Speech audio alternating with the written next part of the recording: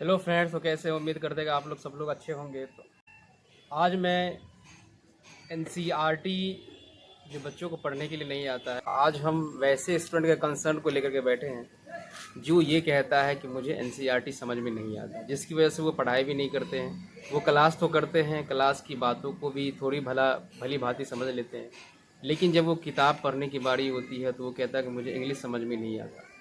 और ये कंसर्न उन बच्चों के लिए होता है जो क्लास 10 तक तो हिंदी मीडियम में पढ़ के गए, खास करके बिहार बोर्ड के बच्चे। इनको इंग्लिश से कभी वास्ता पड़ता नहीं है, और वो जब वो क्लास 11th में जाते हैं तो उसकी सारी सिलेबस लगभग हिंदी में हो जाती है। अधिकांश बच्चे जो पढ़ाई करते हैं वो इंग्लिश मीडियम में ही करते हैं। अब वो हिंदी पढ़ रहा था क्लास 10 तक, अब जंप मार दिया इंग्लिश की तरफ। अब वो उसको कैसे भला इंग्लिश समझ में आए? तो आज मैं इंग्लिश के बारे में बताऊंगा कि इंग्लिश समझने के लिए आपको क्या क्या करना चाहिए। तो इंग्लिश समझने के लिए सबसे पहली बात है कि आपका टेंस पर कमांड होना चाहिए। जो भी टेंसेज है जो आपने पहले पढ़ चुका है, present tense, past tense, future tense के जो डिफरेंट टाइप्स हैं उसके बारे में, उसकी पहचान हम कैसे करेंगे। दूसरा है वोकेबलरी कमांड। आपके पास कितना वोकैब्स आपको याद है उसके बेस पर भी होगा। ऐसा नहीं है कि आप सब याद ही कर लेंगे, कहीं कहीं पर आप कॉमन सेंस भी लगा करके उसको डिकोड कर सकते हैं कि वहाँ पर क्या लिखा हुआ हो सकता है। एक कॉमन सेंस की बात होती है, लेकिन आपको इतना एटलीस्ट आपको याद होना चाहिए कि एक आप पैराग्राफ को पढ़ सकें।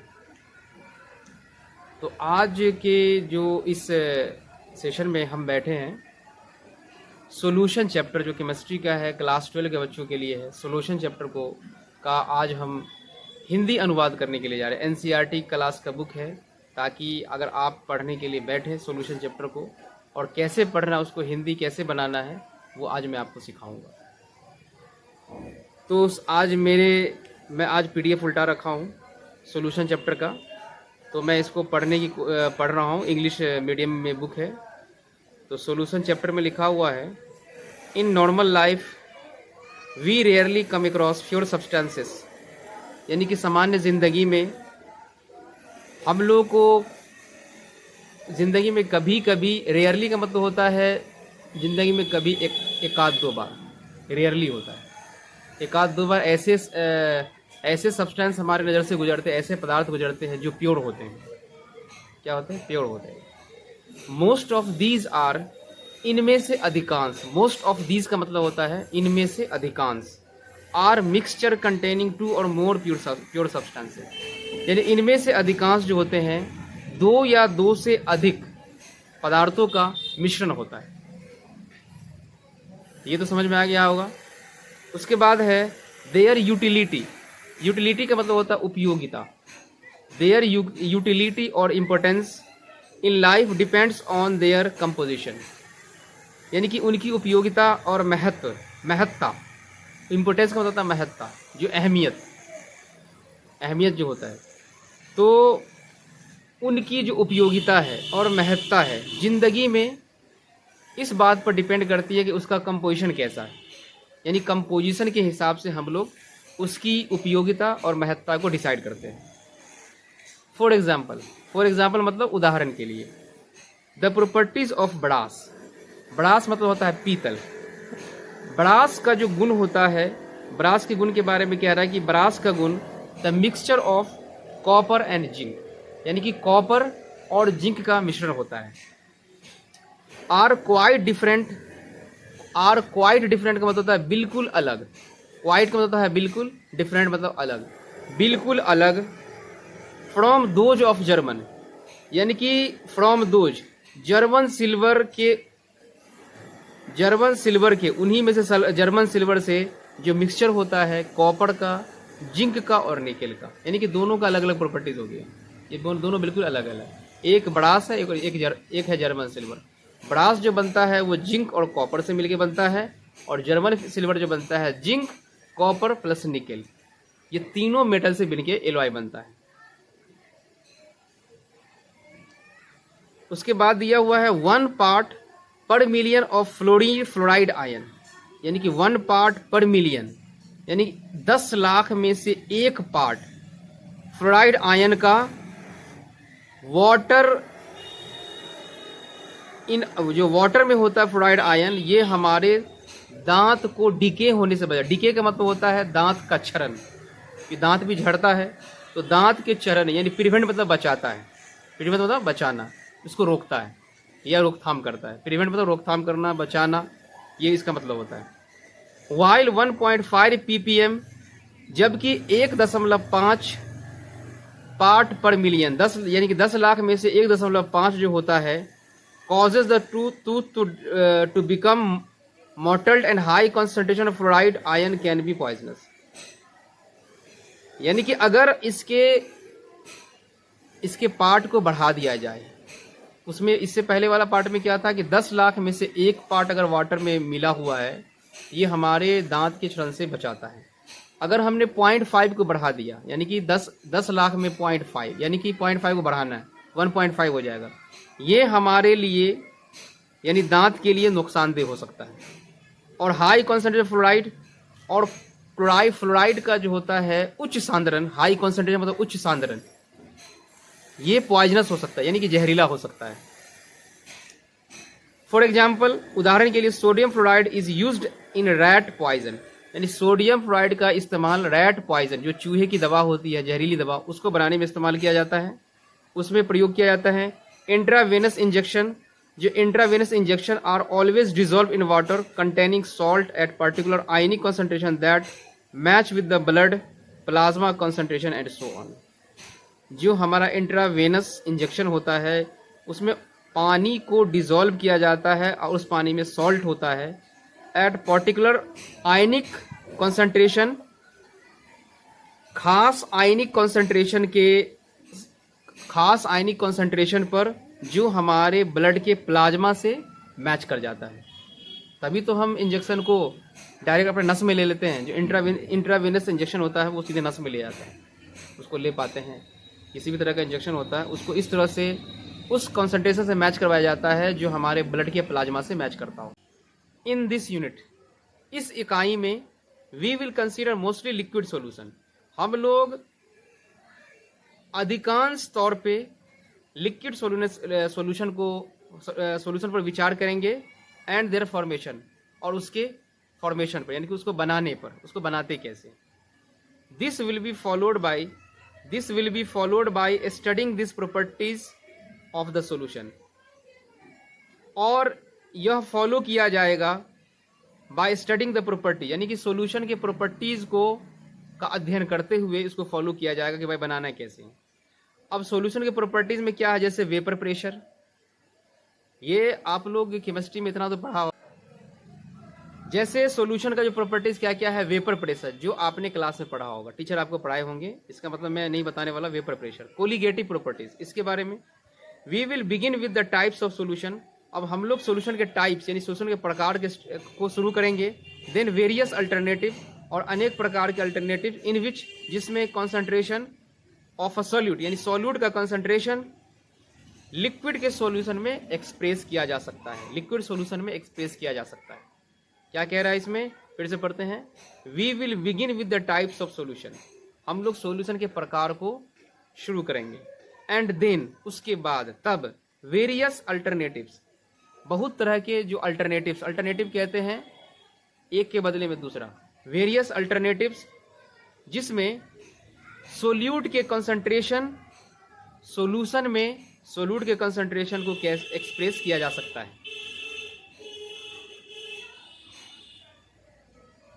अब अगला है, solution are homogeneous mixture of 2 और मोर देन 2 कंपोनेंट्स।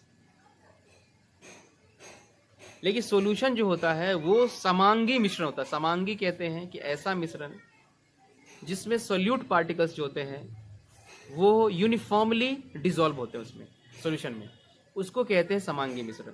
उसमें सोल्यूट पार्टिकल्स में 2 या 2 से ज़्यादा भी हो सकते हैं, और वो जब यूनिफॉर्मली डिसॉल्व होता है उसको कहते हैं होमोजेनियस मिक्सचर। जैसे कि अगर हम चीनी और पानी का सॉल्यूशन बनाते हैं तो चीनी जब उसमें यूनिफॉर्मली डिसॉल्व हो जाता है तो उसी सॉल्यूशन को अब कहा जाएगा होमोजेनियस सॉल्यूशन। इसी प्रकार हेटेरोजेनियस सॉल्यूशन भी होता है। इस सॉल्यूशन में कोई भी कंपोनेंट की जो मात्रा होती है वो अलग अलग कॉन्सेंट्रेशन में होता है। जैसे एयर एक मिक्सचर है, इसलिए एयर को हेटेरोजीनियस मिक्सचर कहा जाएगा। वो एयर की बात हो गई, क्योंकि एयर में 78% नाइट्रोजन की मात्रा होती है, 21% ऑक्सीजन की मात्रा होती है, 0.03% कार्बन डाइऑक्साइड होती है, और जो रिमेनिंग बचा वो अदर गैसेस होता है, जिसमें dust particles, vapours, water vapour, ये सब होते हैं। ये इस तरह से हेटेरोजीनियस मिक्सचर है, क्योंकि अलग अलग कंपोनेंट की अलग अलग मात्रा है, इसको बोलते हैं हेटेरोजीनियस मिक्सचर।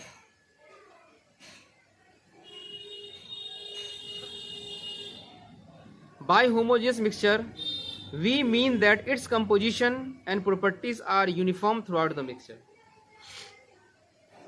यानी होमोजीनियस, इसमें लिखा हुआ है होमोजीनियस मिक्सचर से मेरा मतलब है कि इसकी जो बनावट है, कंपोजिशन है और इसके गुण है, वो पूरे सॉल्यूशन में एक समान है।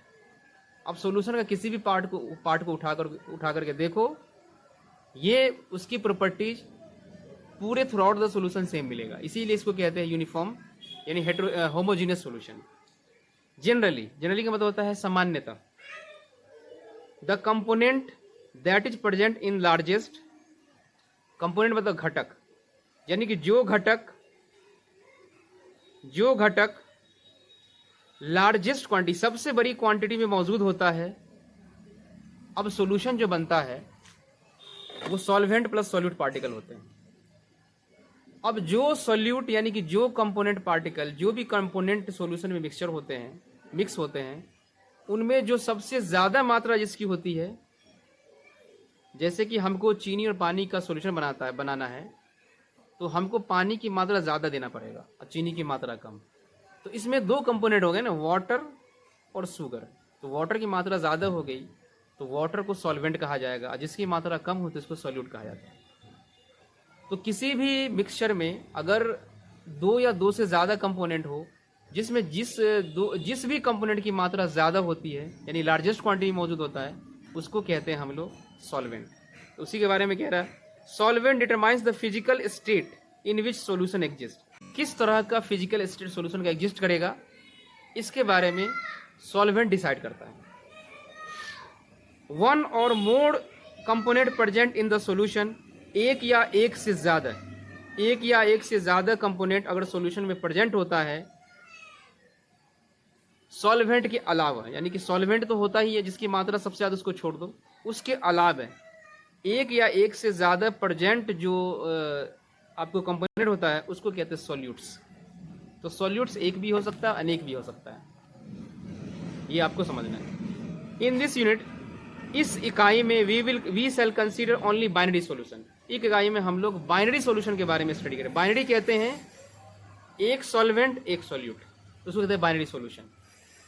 जैसे अभी हमने कहा कि शुगर और वाटर का सॉल्यूशन बाइनरी सॉल्यूशन है, क्योंकि एक तरफ शुगर है, एक तरफ वाटर है। वाटर सॉल्वेंट का काम करेगा, शुगर सॉल्यूट का काम करेगा। तो ये बाइनरी सॉल्यूशन क्या आएगा। और सिलेबस में बाइनरी सॉल्यूशन को ही स्टडी करना है, जो क्लास 12 का सिलेबस है उसमें बाइनरी सॉल्यूशन को ही स्टडी करना है। कंसिस्टिंग टू कंपोनेंट, एग्जैक्टली अभी जो बताएं, हेयर ईच कंपोनेंट में भी, यानी कि प्रत्येक कंपोनेंट सॉलिड हो सकता है, लिक्विड हो सकता है, या गैसियस स्टेट में हो सकता है। जो आपको एक टेबल बनाया गया है टाइप्स ऑफ सॉल्यूशन का, उसमें आप देख सकते हैं। तो टेबल में जो टाइप्स ऑफ सॉल्यूशन है, सॉल्यूट है, सॉल्वेंट है और कॉमन एग्जाम्पल, यानी कि 4 उसमें खाना बनाया गया, उसको देखें। सबसे पहले खाना में है types of solution, gaseous solution, liquid solution और सॉलिड सॉल्यूशन। गैसियस सॉल्यूशन का मतलब होता है कि इसमें सॉल्वेंट के तौर पे गैस रहेगा। लिक्विड सॉल्यूशन का मतलब होता है इसमें लिक्विड के तौर पर लिक्विड ही सिर्फ रहेगा। और सॉल्यूट में गैस भी हो सकता है, लिक्विड भी हो सकता है और सॉलिड भी हो सकता है। इस तरह से गैसियस सॉल्यूशन में जो सॉल्वेंट का काम करेगा वो सिर्फ गैस करेगा, और इधर सॉल्यूट बच गया तो सॉल्यूट में तीनों स्टेट जो स्टेट ऑफ ये होते हैं, सब्सटेंस होते हैं, वो तीनों हो सकता है। तो ये एग्जाम्पल में आप देख लीजिए, इसी बात के बारे में बोल रहा है। उसके बाद एक्सप्रेसिंग कॉन्सेंट्रेशन ऑफ सॉल्यूशन।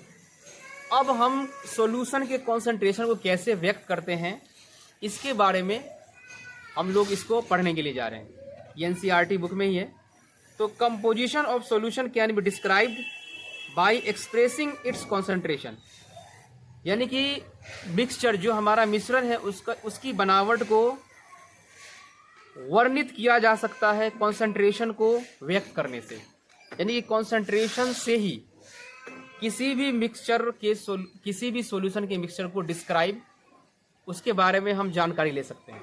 इसका मतलब ये होता है। The latter can be expressed, बाद में आइदर क्वांटिटिवली और क्वालिटेटिवली। उसके बाद हम लोग क्वांटिटिवली यानी मात्रात्मक तौर पे, या क्वालिटेटिव यानी गुणात्मक तौर पे, और क्वांटिटिवली और मात्रात्मक तौर पर इसको हम व्यक्त कर सकते किया जा सकता है। फॉर एग्जाम्पल, क्वालिटेटिवली एग्जाम्पल के लिए कह रहा है कि क्वालिटेटिवली गुणात्मक रूप से हम लोग कह सकते हैं, यानी कि वी कैन से हम लोग कह सकते हैं कि द सॉल्यूशन इज डाइल्यूट, यानी सॉल्यूशन जो है डाइल्यूट है। गुणात्मक रूप से कहा सकता है कि डाइल्यूट है।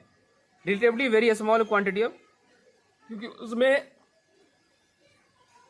उसमें जो सापेक्ष रूप से बहुत ही कम मात्रा में, सॉल्वेंट की अपेक्षा कम मात्रा में, बहुत ही कम मात्रा में सोल्यूट पार्टिकल घुले होंगे। और इट इज कॉन्सेंट्रेटेड। कॉन्सेंट्रेटेड का मतलब होता है कि इसमें सोल्यूट की मात्रा, जो सोल्यूट की मात्रा होती है थोड़ा लार्ज क्वांटिटी में होती है। यानी कि लार्ज क्वांटिटी में अगर सॉलिड पार्टिकल सॉल्वेंट में घुला वो तो गाढ़ा सॉल्यूशन होगा। अब गाढ़ा सॉल्यूशन को ही कॉन्सेंट्रेटेड कहते हैं। और जो जैसे दूध हमारे घर पर कोई देने के लिए आता है तो कभी हम लोग दूध वाले को शिकायत करते हैं कि तुम्हारा दूध बड़ा पतला था, यानी कि वो जो दूध था वो डाइल्यूटेड था, उसमें पानी ज़्यादा मिक्स किया गया। और कुछ गाढ़ा होता है तो उसके बारे में हम कहते हैं ये दूध गाढ़ा है, यानी कि कॉन्सेंट्रेटेड है, दूध की मात्रा ज़्यादा है यानी पानी की मात्रा कम है। तो कॉन्सेंट्रेटेड का मतलब गाढ़ा और डाइल्यूट का मतलब पतला, जिससे पानी की मात्रा ज़्यादा होती है। बट इन रियल लाइफ यानी कि वास्तविक जिंदगी में these kind of description can add to the lot of confusion. इस तरह का जो डिस्क्रिप्शन है ये बहुत सारे कन्फ्यूजन को जो क्रिएट कर सकता है। एंड दस the need of quantitative description of the solution. तो क्वालिटेटिव डिस्क्रिप्शन से कन्फ्यूजन क्रिएट हो जाता है, तो इसलिए हमको क्वांटिटेटिव एक्सप्रेशन की डिस्क्रिप्शन की जरूरत पड़ती है। सॉल्यूशन को डिस्क्राइब करने के लिए क्वांटिटेटिव एनालिसिस की जरूरत पड़ती है। देयर आर सेवरल वेज, बहुत सारे तरीके होते हैं, बाय विच, जिससे वी कैन डिस्क्राइब, हम लोग डिस्क्राइब कर सकते हैं, हम लोग वर्णन कर सकते हैं the concentration of solution, solution के सांद्रण को क्वांटिटेटिवली। क्वांटिटेटिवली का मतलब होता है मात्रात्मक रूप से, यानी कि मात्रा किसकी ज़्यादा है किसकी कम, उस हिसाब से उससे हम डिसाइड कर सकते हैं। क्योंकि पतला गाढ़ा से समझ में नहीं आता है, ये क्वालिटेटिवली हो गया। और मात्रात्मक रूप से पता चल जाता है कि भाई किसकी मात्रा ज़्यादा है और कितनी ज़्यादा है, उससे हम डिस्क्राइब कर सकते हैं क्वांटिटेटिवली तौर पर। क्वांटिटेटिवली डिस्क्राइब करने के लिए जो मेन जो टर्म सब है अब यहाँ पर इस्तेमाल हुआ, तो आप इसको ध्यान से देखें। सबसे पहला है मास परसेंटेज। तो मास परसेंटेज के बारे में लिखा हुआ है कि the mass percentage of a component of a solution is defined as, यानी कि सॉल्यूशन के जो घटक है, घटक का जो मास परसेंटेज है वो डिफाइन इस तरह से किया जा सकता है कि mass percentage of component equal to होता है mass of the component in the solution. यानी कि जिस कंपोनेंट के हम जिस कंपोनेंट के मास का परसेंटेज हम डिस्क्राइब करने के लिए जा रहे हैं, तो उस कंपोनेंट का सॉल्यूशन में मास कितना है उसको ऊपर रखना है, और सॉल्यूशन में टोटल यानी कि सॉल्यूशन का मास कितना है, यानी कि टोटल सॉल्यूशन का मास कितना उसको नीचे रखना है, और उसको क्योंकि परसेंट निकाल रहे हैं तो 100 से गुना कर देना। इसको कहते हैं मास परसेंटेज ऑफ अ कंपोनेंट। समझ में आ गया? ये है। अब इसमें उदाहरण के लिए कि if a solution is described bye 10% glucose in water, अगर एक सॉल्यूशन को डिस्क्राइब किया जाता है कि 10% ग्लूकोज, वाटर में 10% ग्लूकोज है, यानी कि by mass 10% glucose in water by mass, यानी कि मास के हिसाब से 10% ग्लूकोज है, तो इसका मतलब क्या हुआ? इसका मतलब समझते हैं। इसका मतलब ये होता है कि ग्लूकोज का 10 ग्राम 90 ग्राम पानी में घुला हुआ डिजोल्व है, 90 ग्राम पानी में, क्योंकि 10 ग्राम तो ये हो गया और सॉल्वेंट की मात्रा हो गई 100 में, चूंकि हर परसेंटेज 100 का होता है